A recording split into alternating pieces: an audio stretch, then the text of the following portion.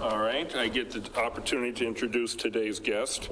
Back on April 10th, Kayla Karius was introduced as the 11th head women's basketball coach in USD athletics history. Some might remember Kayla. She was here. She was an assistant coach for us back in from 2016 to 2018. Dawn Plitzwhite's first 2 years helped us to an overall 52-16 record, Summit League title, and 2 WNIT appearances. Prior to coming to USD at that point in time, she had previously been at the University of Sioux Falls. And when she left us, she spent about 3 years at the University of Wisconsin and then a year at Drake University. And we were fortunate enough to lure her back here to the university. Kayla's a native of Sheboygan, Wisconsin. I just love saying Sheboygan. And played basketball at the University of Wisconsin Green Bay and was actually the 2011 Horizon League Player of the Year. Spent a stint about 4 years, I think it was, playing overseas, Germany, Belgium, and Luxembourg. So got a chance to see a little bit of the world before she went back and started her coaching profession. Living in Vermillion now, Kayla and her husband Rick have 2 boys, Trayton and Macklin. With that, I introduce you to your University of Women South Dakota head women's basketball coach.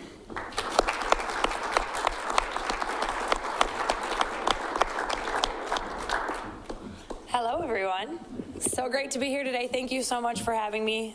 First of all, thank you to David Herbster, not only for the intro, but so excited to be back here at the University of South Dakota. And certainly we know the exciting season that this team had and this program had last season and how it built up to that point. So when the change came last spring, was really excited to start having those conversations with David Herbster. And I'm thankful every day for his trust in me, for leading this program into a new era, into our new chapter, for President Gestring as well. So I'm thankful for their leadership and their guidance as we start the new chapter. So like David said, just that background about myself. I'm from Wisconsin and got a chance to play at UW Green Bay, and I had a great college basketball experience. I think like anybody, your first couple years are a little difficult, but by the time I got to my junior year, I thought, I'm going to be a college coach. I just love this. I can't get enough of it. And so I kind of had my decision made already at that point. But I wanted to continue my basketball career as long as possible, and I started to realize that there were a lot of great opportunities, especially for females, to go and play professionally in Europe. Actually, more opportunities than there were here. So I went and pursued that. Basketball just became my avenue to travel the world and to experience new cultures, to meet new people. I actually learned a few different languages.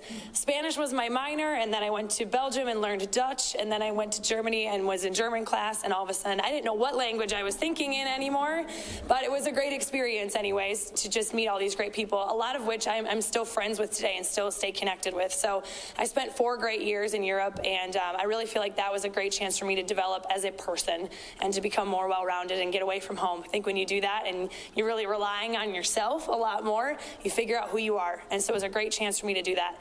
But I knew college coaching was in my future, so I was excited when I came back. University of Sioux Falls had an opening, and I said, sure, why not? And I remember when I talked to the head coach, I said, I've never been to Sioux Falls before, and he's like, we have running water, we have indoor plumbing, it's okay, you're going to be fine. You might see some tumbleweeds every now and then, but we're good. And so I loved it. It was a great chance for me to do that. And then the year after, Dawn Plitzwhite got hired here after the magical WNIT championship, and I was able, through our coaching connections, to join her here as an assistant. So I loved my time here as an assistant, was here for 2 years, and really dug into the community and got to know a lot of great people who we're still friends with today. And I just fell in love with this place, fell in love with Vermillion and USD. And what's interesting is, as much as you love it and you think you know it, it's always interesting to go away for a few years and really experience then what they have at different schools. And I think that's actually where my appreciation for this place grew deeper, is when I went away and saw different opportunities in different schools. So starting with the support that we have here. it's not like this everywhere. I have to keep reminding people of that because we're really supported and we're really spoiled, honestly, especially as a women's program, a women's basketball program. You see that oftentimes with football or men's basketball. I spent 3 years at the University of Wisconsin. Women's basketball, not supported. And it's really difficult to try and build what you're trying to do with the people who aren't really backing you and not a lot of fan support. So I feel very, very fortunate. And again, felt a deeper appreciation for that after I left and saw it at a different place. So that is certainly really important to us and to what we do. So the community itself, you know, I can't go to Walmart or Hy-Vee without having a conversation with somebody, and I love that, and I think that that's really special too. When you're in a smaller town, you're really invested in each other, and you get to know people's families and people's kids, and you can call them by their first name. That's really special to us. So as a family, my husband Rick, he was a men's coach here, actually, on the men's staff while I was here on the women's staff. So we were both really invested in this place, and after 4 years now I've come back, and now we're raising a family here, which is even more special because that's a perfect place to be able to do that, as a lot of you know. So that's my heartfelt expression for USD. I want to give you a quick update on our team and our program and what's been new. So like David said, I got here in April, and whirlwind, first few months getting going, but we had a great experience this summer, running our summer camps and then preparing with the team this summer, practicing. And then we had the phenomenal opportunity to take an overseas trip, a foreign tour. We went to Greece in early August. So we went for about 10 days, and great chance. We had about 45 people in our travel party. So that was the team, the coaches, of course. And then we had, David Herbster and his wife Kelly and some other administrators, as well as some fans and a few parents. And so it was a great chance for us to travel the world. Some of our players got passports for the very first time, so that's an experience in itself. They got to put the first stamp in the passport as they traveled overseas. But we played 3 games over there, and it was a great chance for us to get out on the court together, to compete, to start working through some of those game-type situations for our team. Certainly, we have a young group, and so this was a great opportunity for us to get going on that right away. So like we talked about last year, phenomenal run for this program, and we have a lot of new players now since then. So we've lost all 5 starters from that Sweet 16 team, and so we're really looking at a lot of young players who are stepping into new roles and to more and new opportunities for them. And so a lot of it so far this season has been building that confidence in them. It's amazing how important confidence really is. So we keep pushing that on them to continue to own it, because they are here for a reason, and to stay confident, to stay positive with them all the way through. But we have a lot of young players who are figuring that out. And as we all know, as this was my message, even with the last couple of days, it's sometimes that growth can be really uncomfortable. Honestly, it has its bumps in the road, and the only way you are experienced is to get experience, and that's what we're working at right now, and it's a work in progress. So I love this group of young women. I think they're really high academic, high achieving kids. It's finals week, so we're managing the stresses of finals as they are stressed, and also preparing for games and still practicing and everything and competing at a very high level. So it's the time of year that coaches are really trying to balance that and making sure our players are feeling really good. So the last piece I want to touch on is the community aspect. It's a really important piece for us. We've been pretty involved so far in our time here this summer. Certainly we had a busier summer preparing for a foreign tour, so I would hope in future years that we've got a little bit more time, to even more so, to give back to our community. But it certainly starts for us with our summer camps. It's honestly the best situation for us to bring in hundreds of kids, and especially for our young females, to continue to be great role models in our community. It's something that's really, really important to me, and we need to keep pressing on our players.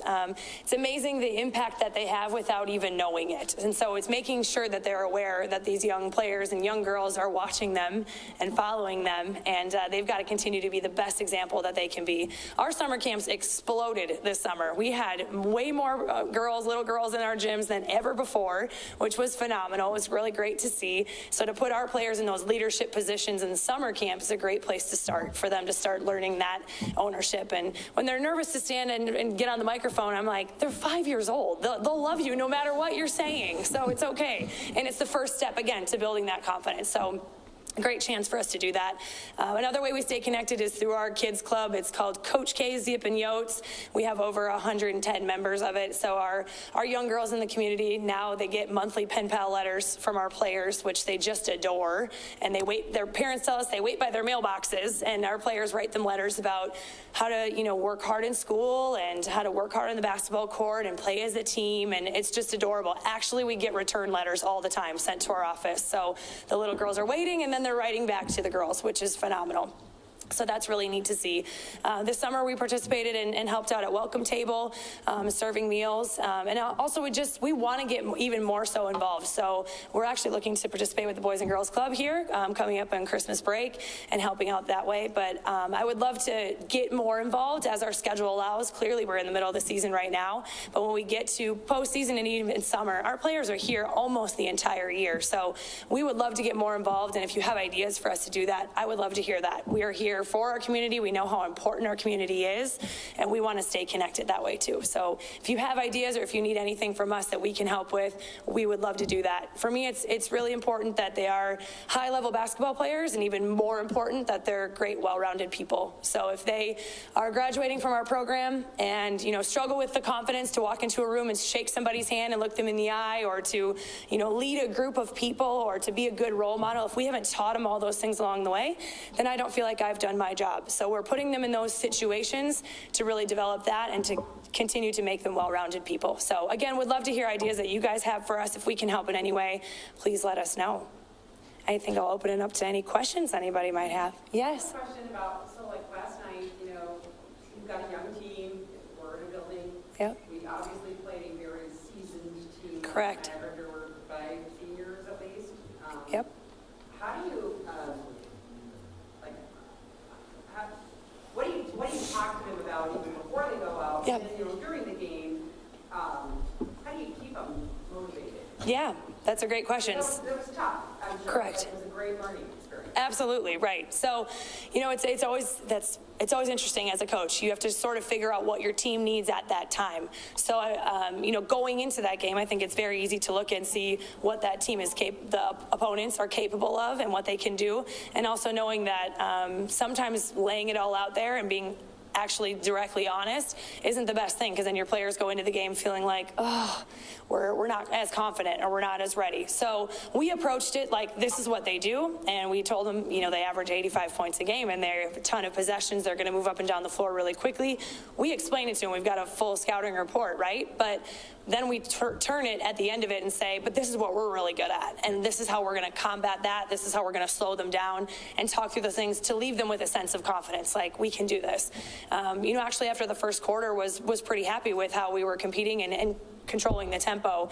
And then in the second quarter, we went into kind of that scoring drought. That's really kind of been our MO the last couple of games. We've just hit this one quarter where we just can't seem to find the rim and to put it in the basket. So I think throughout the game, it's continuing to pump that confidence, depending on the situation. Sometimes it was, we can do this. It's just someone's got to make one shot, and then they're all going to go in. And sometimes it's way more intense than that. And it's, knowing that we've got to play at a better speed, or we've got to play tougher, or things like that. So it's always sort of like what they need at the time, and trying to stay positive through it all. And because, like we said, they are younger players, and we just want to keep them super engaged and know that they can do it. Yes. So maybe more of a compliment than a question. But my family is fortunate enough to sit right behind the bench. And we really observed that some of your older players, and maybe it's not very many, really do a nice job of coaching their teammates when they get on the bench. And I've used Janiyah as a great example. We've observed there's a time that can otherwise be frustrating, but instead of having anybody getting down on anybody, you can just hear and see them encouraging and lifting their teammate up. Yeah. So is that, I assume that's a coaching philosophy, or any thoughts on it? Yeah, thank you. I think that's a great observation, and I love hearing that. It's something that I've been really preaching since I've gotten here, to start having conversations with each other. And sometimes it's the build each other up, and sometimes as an older player, that's not exactly what you need. Sometimes you just need somebody to hold somebody accountable and to say, this isn't going to be a good enough effort, or we need to do this. And I think Janiyah has really taken Walker, for example, under her wing. Walker's a freshman for us. a lot of people don't know, but she reclassified. She actually should be a senior in high school right now, and she decided to do a year and a half of school in her last semester in order to come here early. So she just turned 18, and I think that's a player that Janiyah has really been like, okay, I'm going to take you under my wing, I'm going to teach you, I'm going to talk to you, mostly encourage, because that's just Janiyah and what she does. It's a philosophy, it's something that we've been talking to them a lot more about. We want them to have ownership, and we want them to pass on what they know down to the younger players. So again, it's got to come from experience, and I think as we get that more experience, we're going to have more and more players who are going to be able to do that. But I encourage that. I love that. There's a time where in the timeouts where we're talking as a staff that I want our players to start talking to each other and give them, really critical advice sometimes, because that's what it takes. Thank you. Yes, Mary? I have always wondered what coaches do when the girls come off the court and sit down in their chairs and you all go huddle together. Right. What are you talking about? like plays or what happened? We're just telling jokes. Yeah, right. I think the biggest thing is trying to simplify. I think when you're watching the game, there's all kinds of things you can talk about, right? This is going really well. This needs to change. And this is okay. And that's just on the offensive side of the floor. And then you're looking at the defense, and everybody's got all these ideas. It's really trying to simplify it.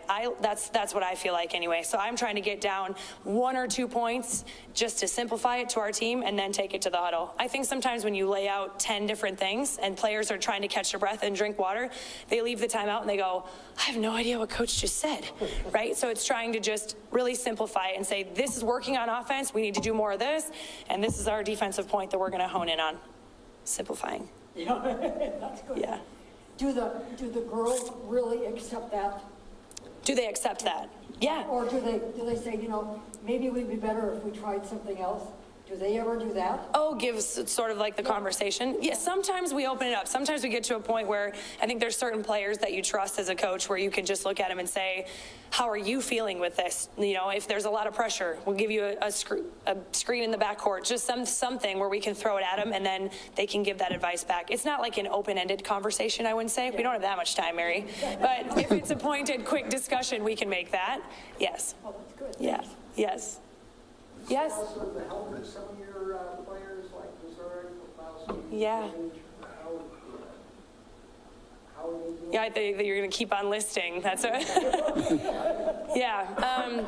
It's been a long list, unfortunately. So we've had a lot of injuries on our team. So we have right now we have 4 players out with ACLs. Natalie Mazurek tore it last season and has been working her way back. She's not cleared yet, so we're hopeful that that's soon, but we don't have a concrete date. Sometimes when you get to this point of that recovery, it's more about the thresholds that they're reaching and making sure that you're bringing them back at the right time and not rushing them. And as these become more and more prevalent, as we've seen, they've found if you bring them back too soon, you have more damage later on down the road. So she's not cleared yet, but she's the closest because she's done it the furthest back. And then in my time here, we've had 3 more ACLs. So Allison Popowski being one of them, Joy Bergstrom, a freshman, and the latest was Madison Grange. And so they've all had their surgeries and they've all started the recovery process. So now it's just a matter of rehabbing, something that takes a long time and something that you really can't rush. And unfortunately, it happened to us a few times in a row. I think we're doing more and more research on it. We're diving more. Unfortunately, females are a lot more at risk for this injury just because of our genetics and the way that we're built. And so we're looking at doing even more preventative measures and taking it seriously. Certainly we have a strength coach that works directly with our team and our athletic trainer who have now put their heads together and come up with a couple of different things. Our connection with Sanford has been incredible too. We've been able to connect with them and just get more ideas for how we can prevent that in the future. But certainly it's tough on us right now, and we're just doing the best we can and hoping that their recoveries go well. Yeah. Yes. How do you go about putting together your off-season or your preseason non-conference games?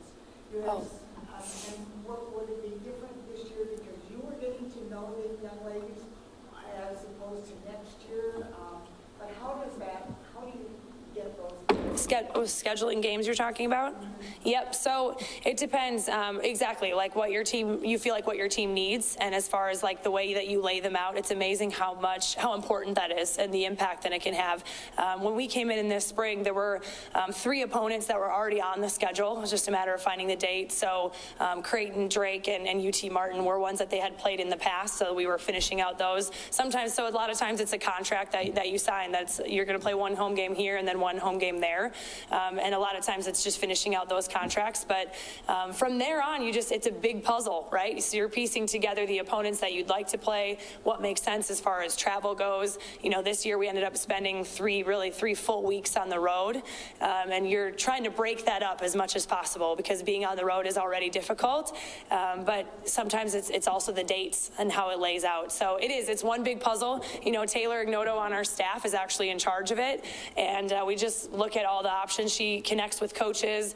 And we look at tournaments for Thanksgiving, for example. And we look at the opponents, the opponents that we want in order to challenge us. But at the same time, for this season, we especially thought we needed some early ones in order to help us build more confidence with a younger team. So it's a balance. It's really knowing what your team is. And also you're doing it a year or sometimes 2 years in advance, which is also difficult to do. So it's always a balance. I think you always have the end goal in mind of being ready for conference play. And so it's a mixture of great challenges and being on the road and being in tough environments and also trying to bring great opponents here to Vermillion for our great fan support too.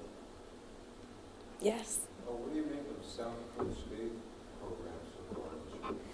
Well, they're a great basketball team. They're talk about experience, which was mentioned before. I mean, that is a really, really experienced team. And the one spot that they were really down on because of an injury, they had brought in a grad transfer to really fill that spot. So I think, you win with seniors. I think that this program saw that last year, right, with 2 fifth-year kids and a 6th-year kid leading the way. It just makes a really big difference. I think when you have younger players, they have to really learn the grind of the season. The length of the season is so much longer than high school, right? And you're playing against bigger and faster and stronger players. When you get to that junior, senior year, that doesn't surprise you anymore. You can handle it. Early December, like right now, it's a marathon still. There's a whole lot of season left. So I think with their senior leadership, I think they've got a lot of weapons. They have a lot of options, and, certainly they're going to be a force to reckon with. Yes? I was listening to some folks recently talking about football, and they said, with all these injuries in football, I said, well, actually, basketball has more injuries than football. I looked it up. It's true. What's the most common injuries you have with the women? Well, right now it's torn ACLs. That's probably, I would say, the majority of what it is. Just with from what I've been told, and I've been researching and learning even more than I've ever have, it's just, with our genetic makeup and the fact that it's a contact sport, just the knees is really the biggest thing. Knees and ankles. I should be asking you, Doc, this question. Yeah, I'm not an expert, but that's what I've seen in my coaching career, playing career.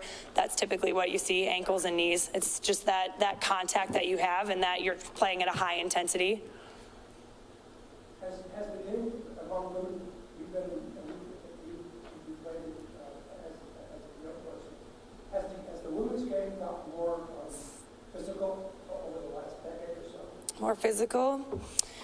Well, I think... Like a bump position, Yeah, I think, I do think it's called a little bit differently. I do. I think it's, the game has just changed really in the last 5 to 10 years. You're looking at teams that typically play with 4, sometimes 5 guards on the floor. We played Creighton a few weeks ago. Creighton plays with 5 guards. They don't really have a post player. So I think it's changed the game, I think, and I just think the game is called differently. So it's interesting. They're allowing a lot more physicality inside, I think. But I don't know. It's a horse apiece. I don't know. I don't know that it's changed dramatically, I guess is my answer. I just think it's when you have that contact sport and you've got females trying to compete, like those things tend to happen.